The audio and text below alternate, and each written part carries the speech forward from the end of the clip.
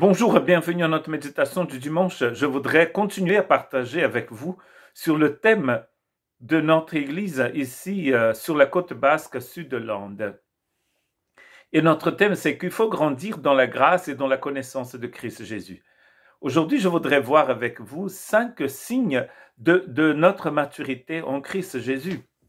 Ce matin, ma femme, Susan Mary Pillsworth Damascene, a partagé avec nous dans Éphésiens chapitre 4 sur l'importance d'atteindre la maturité en Christ Jésus. Et je voudrais continuer à parler de cette maturité, car il est très important que nous puissions tous grandir dans la connaissance du Christ et ne pas rester comme un enfant. Quand les Écritures nous disent qu'il faut rester comme un enfant, il faut être comme un enfant, ce n'est pas dans le sens de la maturité, bien sûr. Bien que nous trouvons nos enfants quand ils étaient petits, moi j'ai 2 filles, quand elles étaient petites, on les trouvait très mignonnes et très jolies, mais il n'est pas normal que les enfants restent mignons et mignonnes, petits bébés. Non, la normalité c'est qu'ils grandissent. Et donc c'est pareil dans la vie chrétienne. Et quels sont ces 5 signes qui montrent que nous sommes matures en Christ Jésus? Mon premier texte se trouve dans Galates chapitre 1 verset 8. Mais si quelqu'un, même nous, ou même un ange venu du ciel, vous annonce un évangile différent de celui que nous avons prêché, qu'il soit maudit. Donc le premier signe, c'est en fait ce signe de l'évangile. C'est-à-dire que nous continuons de grandir dans la connaissance du Seigneur, basé sur l'évangile que nous avons reçu. L'évangile ne change pas, il est éternel. Et donc nous recevons la maturité chrétienne, c'est de recevoir les vérités de l'évangile, de cet évangile qui nous a été annoncé par le Seigneur. C'est-à-dire que nous ne rajoutons rien à l'évangile. Et nous savons très bien que l'évangile est basé entièrement sur la personne du Christ et sur son œuvre. D'ailleurs, Paul, quand il écrit aux Romains, il dit que l'évangile parle de Jésus. Du Jésus déclaré fils de Dieu avec puissance par sa résurrection, mais du Jésus aussi qui vient de la famille de David. C'est-à-dire que le Christ, 100% homme et 100% Messie, fils de Dieu, est le message de l'évangile. Et donc, de connaître Christ, d'ailleurs, ça fait partie du message de l'évangile. Paul nous dit aussi que c'est par l'évangile que nous connaissons maintenant la justice de Dieu. C'est par l'évangile que nous apprenons comment Dieu est, comment il fonctionne, qui il est vraiment. Donc il est très important de ne pas oublier l'évangile que nous avons reçu. Le même évangile prêché par le Seigneur, le même évangile annoncé par les apôtres. Le même évangile qui se trouve dans les Écritures. D'ailleurs, dans le livre d'Apocalypse, nous voyons un ange qui proclame un évangile éternel. L'évangile est éternel. Et donc le premier signe de maturité ici aujourd'hui, c'est que nous devons continuer à croire, à vivre et à prêcher le même évangile. Le deuxième signe, c'est que dans la maturité chrétienne, au lieu de regarder les péchés des autres, nous allons regarder les nôtres et les confesser. Et pour cela, je voudrais lire dans Matthieu chapitre 7, versets 1 à 5. Ne jugez pas afin de ne pas être jugés, car on vous jugera de la même manière que vous aurez jugé et on utilisera pour vous la mesure dont vous avez été servi, dont vous vous serez servi. Pourquoi vois-tu la paille qui est dans l'œil de ton frère et ne remarques-tu pas la poutre qui est dans ton œil?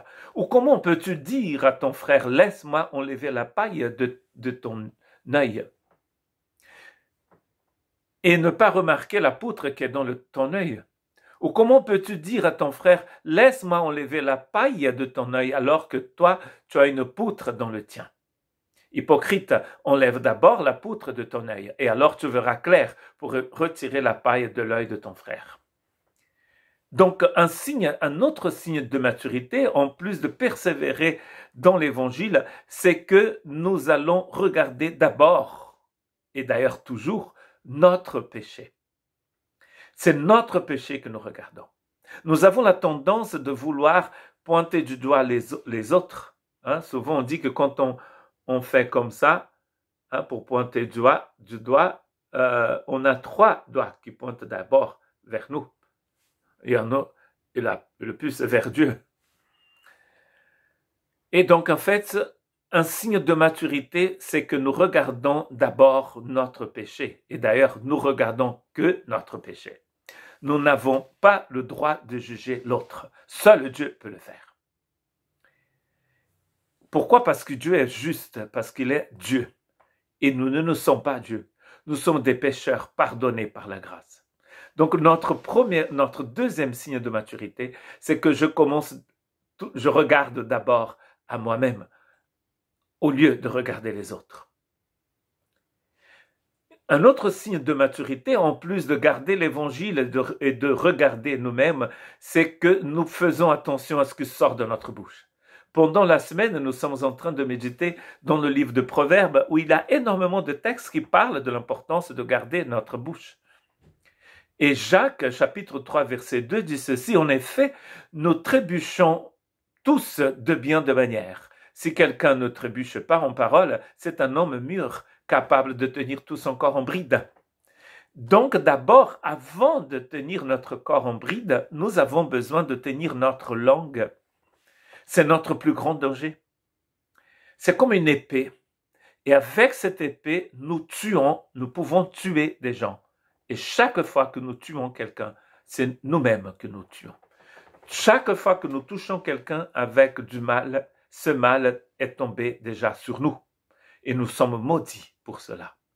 Donc un signe de maturité, c'est de bien pouvoir garder sa langue. Ça, c'est un signe de maturité.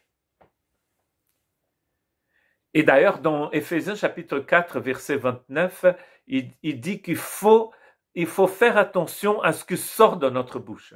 Au lieu de dire n'importe quoi, c'est-à-dire des discours malsains, nous allons donc utiliser notre langue pour construire les autres, pour aider à construire des vies, au lieu de dire de bêtises. Un quatrième signe de maturité, c'est que nous, au lieu de dépendre de nous-mêmes, de vivre en fonction de nos forces, nous allons dépendre entièrement de Jésus. Et Jésus va nous dire une chose très importante, d'ailleurs tout ce que Jésus a dit était important, mais ici, dans Jean chapitre 15, verset 1, il dit « C'est moi qui suis le vrai cep, et mon Père est le vigneron. Tout sarment qui est en moi et qui porte de fruits, qui ne porte pas de fruits, il l'enlève, et tout sarment qui porte du fruit, il taille, afin qu'il porte encore plus de fruits. Déjà, vous êtes purs par la parole que je vous ai annoncée. Demeurez en moi et je demeurerai en vous. Le serment ne peut pas apporter du fruit par lui-même sans rester attaché au cep. Il en va de même pour vous si vous ne demeurez pas en moi. Je suis le cep, vous êtes les sarments. Celui qui demeure en moi et en qui je demeure porte beaucoup de fruits. La clé de ce texte de Jean 15, c'est le verbe demeurer. Je vis ici donc dans le sud-ouest de la France, au Pays Basque, dans le département du 64, dans la grande région de la Nouvelle-Aquitaine. Et nous savons bien, et tous savent, que cette grande région de l'Aquitaine, c'est une région de gastronomique magnifique. C'est une région du foie gras, jambon de Bayonne, mais aussi des fromages, les fromages de lait de brebis ici du Pays Basque et du Béarn, et bien sûr le vin. Et nous comprenons bien que tous les ans, en automne, il me semble, on va tailler ces vignes. On va enlever ce qui ne sert à rien. Et au printemps, cette vigne elle aura beaucoup, beaucoup de vigueur. Et si un jour un petit sarment décide de vivre ailleurs, de partir de la vigne, ce sarment ne pourra jamais porter du fruit. Ainsi, nous dit Jésus, tout disciple du Seigneur qui ne reste pas attaché à lui ne peut pas porter du fruit. Dans ce texte de Jean 15, plus tard, il va parler d'agapé. Mais bien sûr, nous savons que la locomotive, c'est l'amour de Dieu. C'est l'amour de Dieu qui produit en nous tous les fruits de l'esprit. C'est la locomotive. Donc, nous avons besoin d'avoir cette vision de dépendre entièrement du Christ. Nous ne pouvons pas dépendre de nous-mêmes. Et si nous dépendons de nous-mêmes pour vivre notre vie spirituelle, nous allons mourir.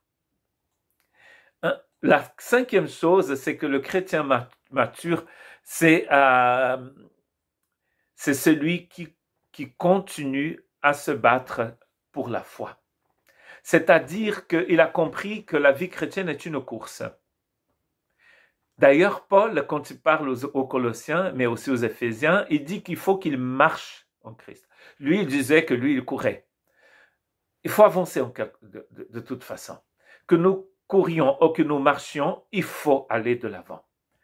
Et pour cela, je voudrais lire dans 2 Pierre, chapitre 1, verset 5 à 11. Pour cette raison même, faites tous vos efforts afin d'ajouter à votre foi la qualité morale, la connaissance. Donc vous voyez, nous allons continuer. À la connaissance, la maîtrise de soi, la persévérance, à la persévérance, la piété. Nous avons déjà médité sur ce texte, d'ailleurs, dans nos méditations du dimanche, en parlant de l'importance de la connaissance de Christ Jésus aussi, ici dans la 2e épître de Pierre. Et vous voyez qu'il y a des efforts à faire. Il y a un moment où il dit qu'il faut affermir l'appel dans le verset 10. Appliquez-vous d'autant plus à affermir l'appel et le choix dont vous avez été objet. Car si vous faites cela, vous ne trébucherez jamais. Donc le disciple mature est celui qui fait des efforts pour construire sa foi, pour connaître le Seigneur. Ma femme, d'ailleurs, ce matin, a parlé du fromage qui mûrit dans le secret, du jambon de Bayonne, des bons vins de cette région sud-ouest de la France. D'ailleurs, quand on achète un fromage, d'ailleurs qui est beaucoup plus cher que les autres, on dit que c'est un fromage mature. Il est très bon, ce fromage, affiné à la bière, affiné à énormément de choses, dans le silence, dans le noir, dans la fraîcheur des caves, des fermes, ce fromage mûrit. Et donc, en fait, le disciple du Christ, il devient mature dans le silence, dans le secret. Rentre dans ta chambre, dit Jésus dans le livre de Matthieu, pour nous apprendre à prier. Quand tu jeûnes, quand tu pries, quand tu donnes, dans le livre de Matthieu, dans le chapitre 6, 7, Jésus dit qu'il faut rentrer dans sa chambre. C'est dans le cœur, c'est dans le silence. Il est très important de rester dans ce silence. Et quand on sort de cette chambre, les gens vont voir la lumière. Donc un chrétien mature, il reste attaché au message de l'Évangile. Le message qu'il a reçu, il n'y a pas de nouveauté. D'ailleurs, certaines personnes disent qu'un réveil, c'est quand les gens reviennent à nos moutons, c'est-à-dire quand ils reviennent à la parole, quand ils reviennent à l'Évangile. C'est pas quelque chose de nouveau qu'on invente, on n'invente rien, on revient à la base, aux bases de la foi. La deuxième chose, c'est qu'un chrétien mature, au lieu de regarder les péchés des autres, il regarde ses propres péchés et il demande pardon. Nous faisons attention ensuite à tout ce qui sort de notre bouche. Et ensuite, nous sommes dépendants du Christ. Et nous continuons à faire des efforts pour grandir dans la connaissance du Seigneur. Que Dieu vous bénisse.